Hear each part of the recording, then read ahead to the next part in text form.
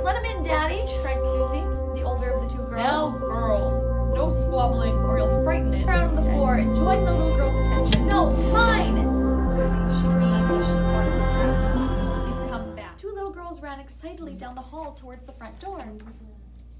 Oh, please, let him in, Daddy, cried Susie, the older of the two girls. I want to hold him, said Jenny, pushing her sister aside. Mr. Williams tucked his morning paper under one arm. Now, girls, no squabbling or you'll frighten it, he said. But there was not much chance of that. Mr. Williams opened the door just a little, and then the cat rushed in, rolling around on the floor, enjoying the little girl's attention. Can we keep him? Asked Susie. He could sleep on my bed, suggested Jenny helpfully. No, mine, insisted Susie, and another argument broke out. Girls, girls, said Mrs. Williams, appearing at the top of the stairs in her bathrobe. Oh, look, she beamed as she spotted the cat. He's come back. Do you think he'd like some bacon? The cat's eating bacon.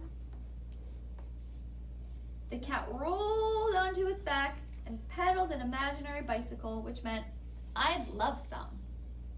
Mr. Williams shook his head in despair and retreated to the living room with his paper, and his wife and daughters disappeared into the kitchen, closely followed by their very special breakfast guest. We could call him Boots, suggested Susie, stroking the cat's two white front paws. But I want to call him Patch, said Jenny, stroking the cat's broad black and white back. I think we should call him Chubby, suggested their mom, tipping finely chopped bacon into a dish on the floor. He certainly likes his food. The next day was Friday. At exactly 4 o'clock, Danny was delighted to see Charlie waiting in the usual place on the fence outside number 3 Cherry Tree Avenue. But today, instead of following Danny up the path and inside a bowl of milk, the cat meowed urgently and paced up and down along the fence as if it wanted Danny to follow. What is it? Asked Danny as the cat trotted up the street with its tail held high. Mrs. Barker was watering her hanging baskets when Smudge appeared on the doorstep with a somewhat scruffy schoolboy close behind. What do you want? Asked Mrs. Barker as the cat clawed at her wrinkled stockings, making them even more wrinkled. He wants you to follow us, explained Danny. Oh, does she? Asked Mrs. Barker, looking at the boy suspiciously. Nevertheless, she put down her watering can and followed. Soon they reached number 26 Cherry Tree Avenue. Mr. Jackson had just gotten home from work and was climbing off his motorcycle. Rascal, what's the matter? He cried as the cat clawed at his leg and then started to run off down the street. We must follow the cat, said Mrs. Barker breathlessly as she caught up with Smudge. Mr. Jackson put his helmet back on and started his motorcycle again. Look, we've got all these people from the neighborhood all chasing after the cat. See that? I wonder what's going to happen next. Where's the cat taking them? He wobbled off after Rascal, with Danny and Mrs. Barker trying desperately to keep up. Nyo, went the bike as it turned corners into Marker Street. Meow, meow, said the cat as it spotted Mr. Rowe the fish seller. Well, I never, said Mr. Rowe, surprised when he saw the strange line of people trying to keep up with the cat. Curiosity got the best of him, and he thought he had better join them. He might be missing out on something. The cat then ran through the outdoor market, closely followed by Mr. Jackson and Mr. Rowe, with Danny and poor old Mrs. Barker bringing up the rear.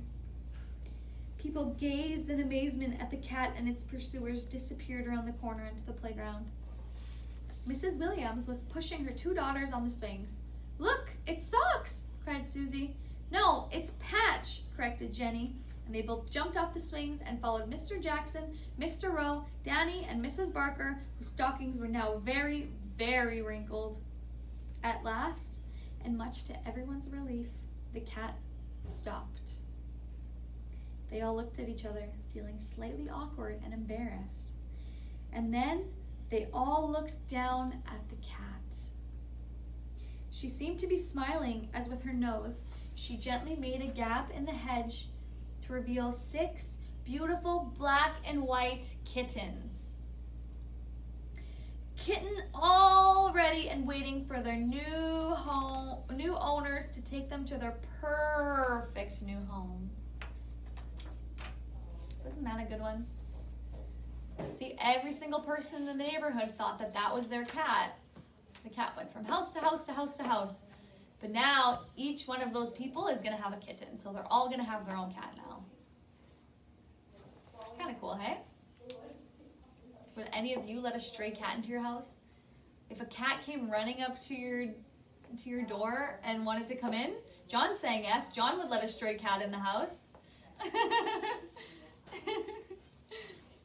I don't know if I would, but okay, next. We're gonna read Oscar the Octopus. Oscar the Octopus put on a shoe. No. Okay, I'll start over. Oscar the Octopus put on a shoe, got ready to shoot, he knew what to do. Oscar the Octopus put on a second, it took much longer than Oscar had reckoned. Oscar the Octopus put on shoe 3. A crowd had just gathered to watch by the sea, waving and singing in anticipation of Oscar the latest goal-scoring sensation. Oscar the Octopus put on shoe 4. He felt just great and was longing to score. Oscar the Octopus put on shoe 5. The game was a big one and televised live. The whole crowd was swaying and shouting and cheering and hoping that Oscar would soon be appearing. Oscar the Octopus put on shoe 6 and stood on his head as he practiced some kicks. Oscar the Octopus put on shoe 7 and straightened his jersey. He was number 11. He gazed in the mirror and felt really proud. It was time for his debut in front of the crowd. Just one more shoe. Would he ever be ready? The laces were tangled. His nerves were unsteady. Oscar the Octopus put on shoe 8, walked onto the field, but the ref said, "Too late." The game is all over. The whistle has blown. Nobody's scored, and the crowd has gone home. Aw, poor Oscar the Octopus. He got all ready for his game, and then he couldn't even play. Aw, poor guy, hey? Okay, time for the next one. This one is called Steve and Stella.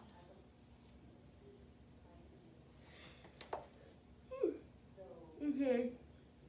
Excuse me. "Give the present to me," Steve shouted at his sister Stella. "It's much better than mine." He launched himself angrily at her and made a grab for the model dinosaur she had just been given by Santa Claus, who was sitting in the Christmas display of a big department store. Stella stepped swiftly aside, and Steve crashed straight into a model of Rudolph the Red-Nosed Reindeer, complete with flashing nose. It swayed, then fell, bringing the Christmas tree down too.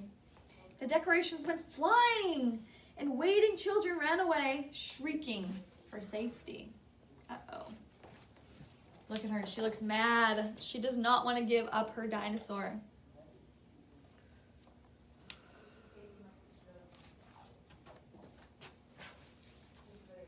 And their dad does not look happy about them fighting in a department store.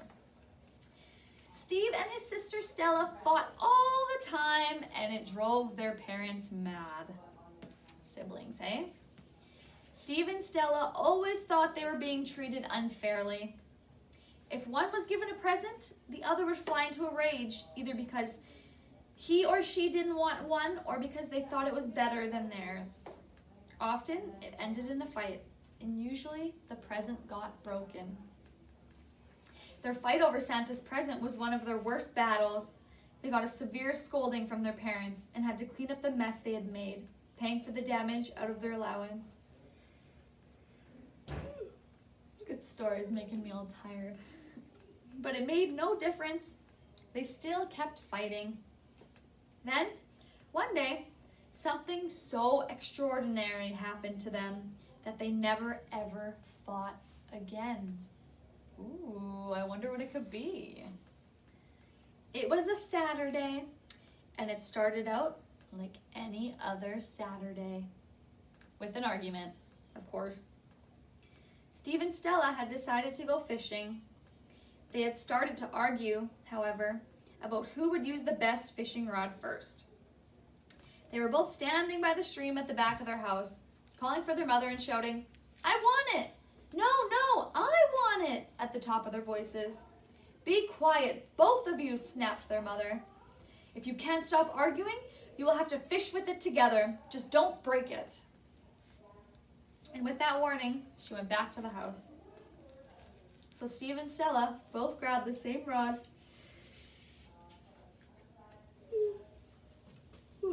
Both grabbed the same rod and cast the line out into the stream. They both felt the tug at the end of it at the same time. "Wow," breathed Steve. "That's a sharp pull. I think we've hooked something really big." For once, Stella agreed with him. They reeled it in. There was a flash of brilliant green as a long, wriggling eel-like shape flew out of the stream and splashed down onto the grass at their feet. "What on earth is it?" gasped Stella, bending over for a closer look.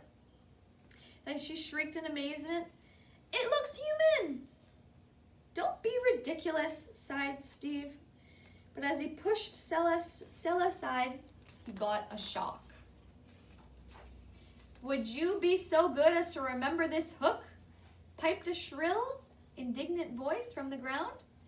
"It's really rather painful." A small, bright green man with a scaly fishtail lay in the grass staring up at them.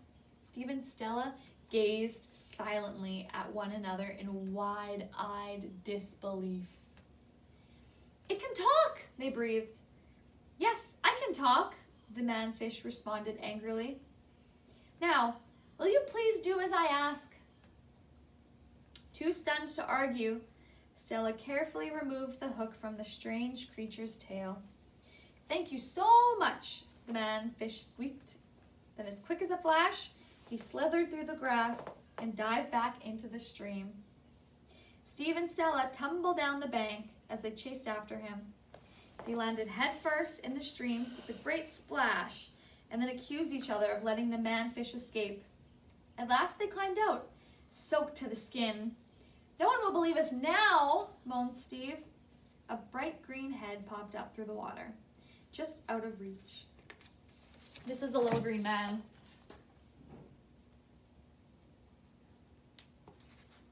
See, how would you explain that to somebody? Saying, "You know what, I caught a little green man." People would be in disbelief. I don't know if people would believe them. Looks like a little merman. And he's so tiny. "I almost forgot," the man-fish called to them. "I grant you 3 wishes for catching me and then letting me go." He disappeared beneath the water and was never seen again.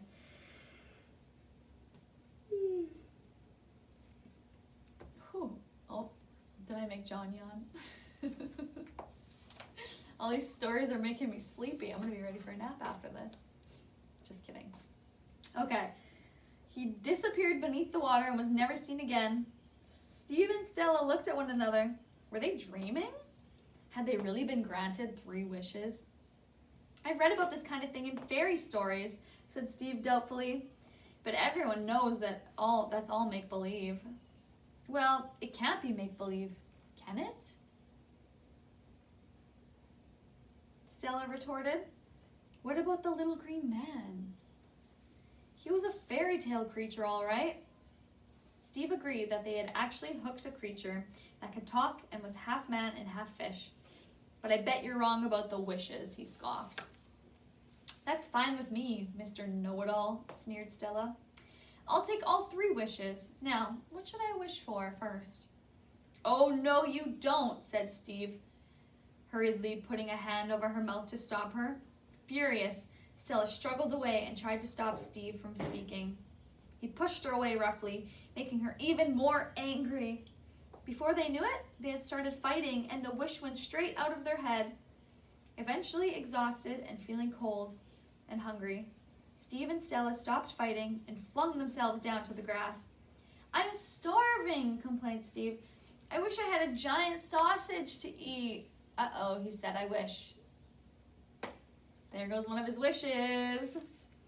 There was a flash of bright green light, and an enormous, delicious-smelling fried sausage appeared right beside them. Would anybody else use one of their wishes for a giant sausage? No? Me either.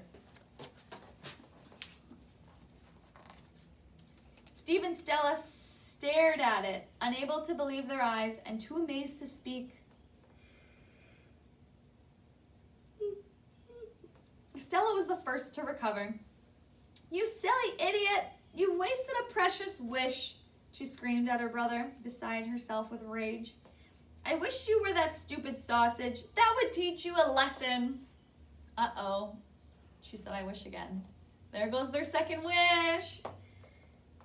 Stella froze in horror, realizing, too late, what she had just done. With a bright green flash, her brother turned into a giant sausage. Oh my gosh. It was an astonishing sight. A sausage the size of a tree trunk lying on the grass beside her. The sausage was dressed in the tatters of Steve's clothes. His baseball cap was now perched on one end of the sausage, which made it look even more ridiculous. Then it started moaning. "Help me! I don't want to be a sausage!" came the faint sound of Steve's voice from deep down inside the sausage. For the first time in her life, Stella felt sorry for her brother. "I don't want you to be a sausage either," she said. "I wish you were Steve again." Oh, there's her third wish. There was a bright green flash. The sausage vanished, and Steve was lying on the grass next to her again. "Oh, that was really scary," he said. "Thanks for wishing me back." "I missed you," Stella smiled. "I missed you too," grinned Steve. And they really meant it. They started to enjoy each other's company and found that it was actually more fun not to fight. Their parents were so pleased that Steve and Stella had stopped arguing that they weren't angry about the state they were in when they came back from their fishing expedition, nor about the silly story they told about a little green manfish and 3 wishes. What a funny few things to wish for, hey?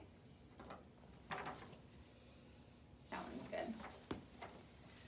Okay, so I think we're out of time here, guys. But that was fun. I love reading stories to you guys. If you want, we can do novel reading again next week if you guys enjoy that. Yeah, what do you guys think? Thumbs up, thumbs downs, thumbs ups? Awesome. Okay, so I'm going to pass you over to Grace now, okay? And we'll see you guys at 2 o'clock for the chat. Bye, guys. Hi guys, did you enjoy